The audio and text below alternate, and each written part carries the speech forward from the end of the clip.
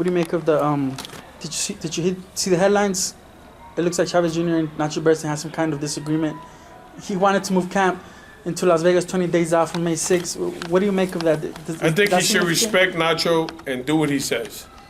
You know what I mean? If he's going to go against the head trainer, the master, who to me is one of the best trainers out there, you know, Nacho, if you're going to go against him, you might as well just pack it in. Nacho took the job knowing that, you know, Junior had his little bad habits or whatnot. But Junior should respect that. He should respect him. You know what I mean? You got to respect him.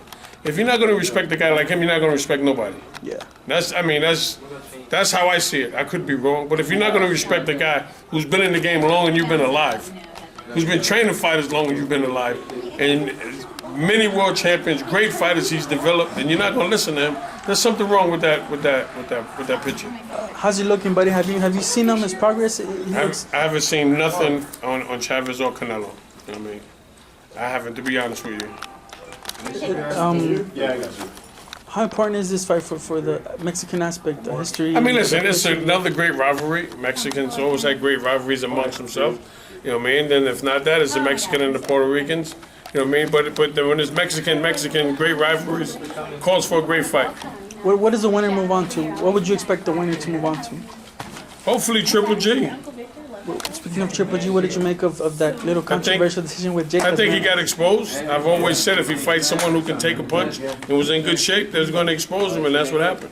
Jacobs wasn't known for taking a good punch. Did it surprise you a little bit when he was put down? To be honest with you, yes. I got to honestly say it did. I'm not going to sit here and lie to you. Yeah. It did surprise me, and my hat's off to Danny Jacobs. He said he's going to fight in June, maybe try to get that undisputed goal that he's aiming for against Billy Joe Saunders, but it looks like he's bypassing that, and he might wait for the winner of the Canelo Chavez Jr. fight. Is that smart, being the scare that he suffered with Jacobs? Is that smart for him to just wait? I mean, listen, you get the win of Canelo Chavez, and you win that fight. That will erase the Danny Jacobs fight. Yeah. Fighting Billy Joe Saunders, it's not going to erase the Danny Jacobs fight. To be great, you got to fight the best and prove your greatness. You know, listen, great fighters get beat.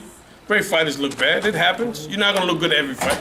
But now to show your greatness, you got to come back now, fight someone tougher, you know what I mean, and show the world, look, man, I had a bad night that night. That will make his greatness better than if he fought Billy Joe Saunders, in my eyes. Do you think that's what it was, a bad night, or it was just Jacobs should be? We don't know, but as of right now, I got to go and say it was Danny Jacobs that exposed him.